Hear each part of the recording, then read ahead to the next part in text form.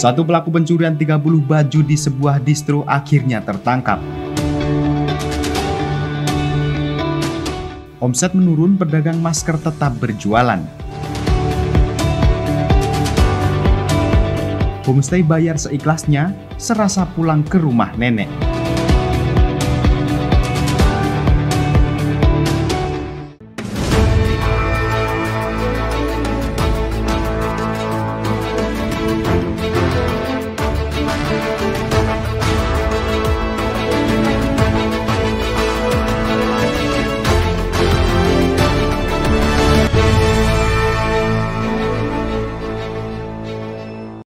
Mengawali informasi yang pertama pemirsa, setelah menjadi buron polisi, satu terduga pelaku pencurian baju di salah satu distro yang aksinya terekam kamera CCTV dan sempat viral di media sosial, akhirnya berhasil tertangkap.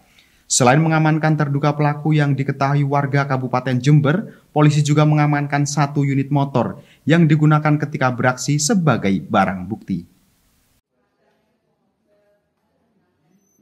Pemirsa, AA tidak dapat berkutik saat dirinya digelandang unit reskrim Polsek Genteng untuk menjalani pemeriksaan. Lantaran diduga kuat menjadi salah satu pelaku pencurian puluhan baju milik distro di Jalan Kyai Haji Imam Bahri, Desa Genteng Kulon, Kecamatan Genteng, yang aksinya terekam kamera CCTV dan sempat viral di media sosial. Di hadapan penyidik, pria 43 tahun yang diketahui merupakan warga Desa Seputih, Kecamatan Mayang, Kabupaten Jember tersebut mengaku tindak pencurian yang telah ia lakukan bersama satu orang lainnya. Sempat diduga berstatus pasangan suami istri, ternyata hubungan AA dengan wanita yang bertindak sebagai eksekutor hanyalah sebatas teman. Perannya sendiri hanya sebatas mengalihkan perhatian pemilik toko saat temannya menggondol puluhan pakaian yang dimasukkan ke dalam gamis miliknya. AA sendiri mengaku mendapatkan upah sebesar Rp200.000, sedangkan baju hasil curiannya dibawa kabur oleh temannya yang saat ini masih buron. Selain mengamankan pelaku, polisi juga mengamankan satu unit sepeda motor bebek warna hitam bernopol P5279SU, helm berwarna putih, serta baju dan celana yang dikenakannya ketika beraksi untuk dijadikan barang bukti. Setelah kita mendapat informasi, kemudian kita memang waktu itu kita masih gelap ya, karena plat nomor sepeda motor itu tidak kelihatan, hanya kira-kira ciri-ciri fisik aja, sehingga kita sebar ke media sosial. Ternyata ada yang menginformasikan, oh orang ini, sekitar ini. Akhirnya kita tindak lanjuti, ternyata betul. Yang bersangkutan itu warga dari Kecamatan Mayang, Jember. Setelah kita telusuri di sana, akhirnya kita ternyata ciri-ciri orang yang bersangkutan itu, oh iya betul itu. Akhirnya kita lakukan penangkapan. Setelah kita lakukan penangkapan, terutama yang laki itu, kemudian yang perempuan tidak ada, karena ternyata yang perempuan itu bukan istrinya, dia hanya partner kerja dia waktu melakukan pencurian. Akhirnya kita ditunjukkanlah rumah yang bersangkutan perempuan itu, tapi yang bersangkutan tidak ada, melarikan diri. Si pelaku pria ini sudah berkeluarga, kan? Ya, kalau statusnya yang jelas bukan suami istri, karena yang laki ini sendiri sudah berkeluarga. Hubungan itu sampai di mana, ini hanya pengakuan dari pihak lakinya bahwa dia hanya teman saja. Keberhasilan polisi dalam menangkap salah satu pelaku tersebut berkat laporan warga yang mengenali ciri-cirinya lewat media sosial maupun pemberitaan, dan kemudian melaporkannya ke pihak yang berwajib.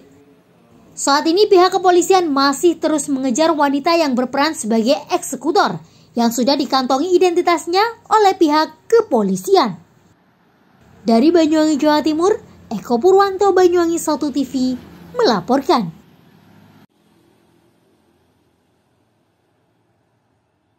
Pelonggaran kebijakan PPKM ternyata berimbas pada penurunan omset penjualan pedagang masker eceran yang biasa mangkal di pinggir jalan.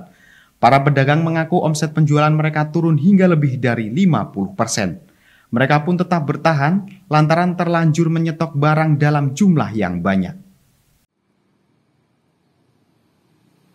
Pemirsa, sempat menjadi barang paling diburu dan langka di awal pandemi, kini masker sekali pakai maupun kain, tren penjualannya kian merosot. pelonggaran kebijakan PPKM serta menurunnya tingkat kesadaran masyarakat untuk menggunakan masker saat keluar rumah menjadi salah satu faktor mengapa hal itu bisa terjadi. Salah satu penjual masker eceran yang sering mangkal di depan RSUD Genteng, Anto, mengaku omsetnya mengalami penurunan sejak pelonggaran kebijakan PPKM. Padahal saat pengetatan PPKM berlangsung, omsetnya sempat terdorong naik, lantaran bisa menembus angka ratusan masker yang terjual setiap harinya. Namun saat ini, pria yang sudah 1,5 tahun menjadi penjual masker tersebut hanya mampu menjual puluhan masker dari jam 6 hingga jam 2 siang. Ya memang kalau penjualan setiap hari itu tergantung rezeki. Kadang ada yang beli, kadang ya biasa. Nggak terlalu ramai kayak dulu mas, sudah pengurangan. Dulu sempat ramai mas, yang awal-awal mungkin awal corona itu kan masih susah. Perbedaan sekarang sama yang dulu? Ramainya mungkin? Kalau ramainya mungkin ramai dulu mas. Kalau saya nggak jualan, kerjanya dulu di sekolahan, jualan di sekolahan aja.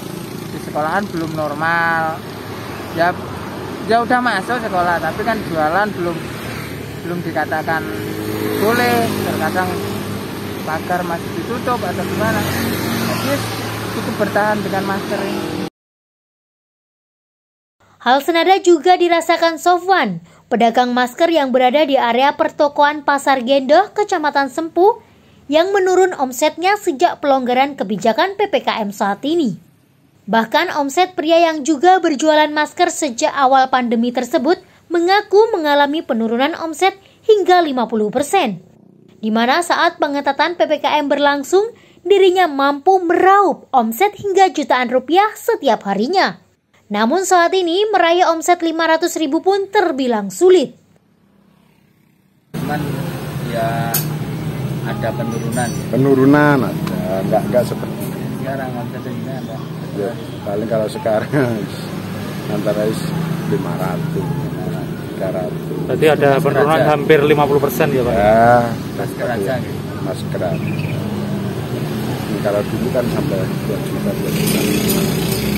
Kalau sekarang ya berkurang lah, tapi orang-orang tetap pakai masker, nggak meninggalkan masker, itu termasuk bagus lah. Suplai barang itu Pak lebih mudah yang sekarang atau yang dulu Pak?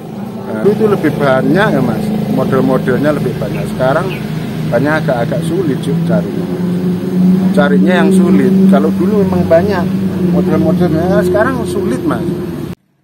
Selain itu, melimpahnya stok masker yang ada di pasaran, terutama pasar online, menjadi faktor tambahan tersendiri. Mengapa tren penurunan itu terus bergulir? Meski begitu, mereka para pedagang mengaku tetap berjualan masker lantaran sudah terlanjur menyetok barang dengan jumlah yang cukup banyak. Dari Banyuwangi, Jawa Timur, Eko Purwanto, Banyuwangi 1 TV, melaporkan. Jika Anda berlibur ke Banyuwangi, Jawa Timur dan akan berwisata di wilayah selatan Banyuwangi, ada sebuah homestay yang membayarnya dengan seikhlasnya. Homestay Omah Blambangan serasa pulang ke rumah nenek dan disuguhkan pula aneka buah-buahan yang bisa dipetik sendiri dan gratis jika sedang musim dan berbuah. Baik pemirsa, informasi berikut sekaligus menutup perjumpaan kita pada hari ini. Anda dapat menyimak informasi tadi melalui sosial media Banyuwangi 1 TV. Saya Haryadi, mewakili kerabat kerja yang bertugas, pamit undur diri dari hadapan Anda. Tetap jaga kesehatan, terima kasih dan sampai jumpa. Pemirsa, inilah homestay Omah Blambangan yang berada di Dusun Kaligesing, Desa Karangmulyo, Kecamatan Tegalsari, Banyuwangi, dengan konsep membayar seikhlasnya. Homestay yang berdiri pada awal Desember 2019 ini mengalami dampak dari COVID-19.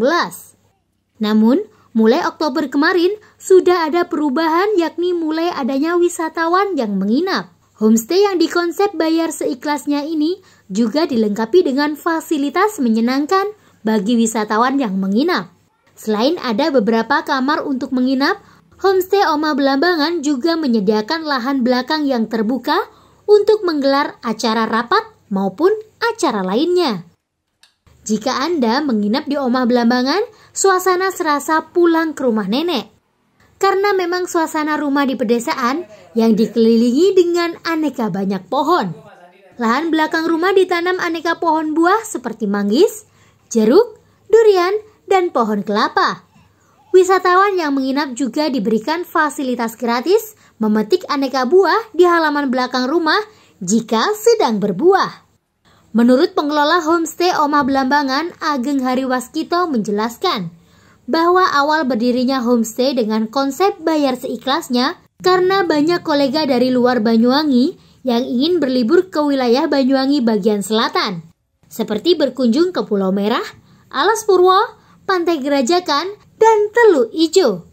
Para kolega yang menginap juga memesan aneka masakan ala khas desa atau khas Banyuwangi. Khusus untuk makanan, harus bayar sesuai dengan harga yang tertera. Hingga saat ini, pihak pengelola yang juga seorang guru SMA ini masih memberikan konsep menginap dengan membayar seikhlasnya. Terus homestay di sini, kami dengan budget membayar seikhlasnya, Pak. Membayar seikhlasnya dikarenakan awal mulanya seperti ini. Ketika ada tamu dari Jakarta, dia itu berlibur ke Banyuwangi, mau ke Bali, dia di Banyuwangi dulu untuk wisata di destinasi wisata di wilayah selatan, maka terus dia nginap di sini, request makanan sesuai dengan permintaannya dia, kami layani. Terus setelah itu dia mau pulang, mau cabut ke Bali, dia bilang berapa harga homestay-nya, saya bilang seikhlasnya. Untuk makanan tetap bayar dengan makanan yang sudah ada, makanan rasa resto tapi dengan harga desa, Pak. Dan kami di homestay kami juga menyediakan di belakang kalau pada musimnya buah manggis dan jeruk, silakan para yang datang ke sini mengambil, memetik jeruk maupun manggis itu secara. Setelah Banyuwangi masuk pada level 2 dan destinasi wisata juga dibuka kembali, kini mulai banyak wisatawan yang menginap di Homestay Omah Belambangan. Dari Banyuwangi, Jawa Timur, Tim Liputan Banyuwangi 1 TV melaporkan.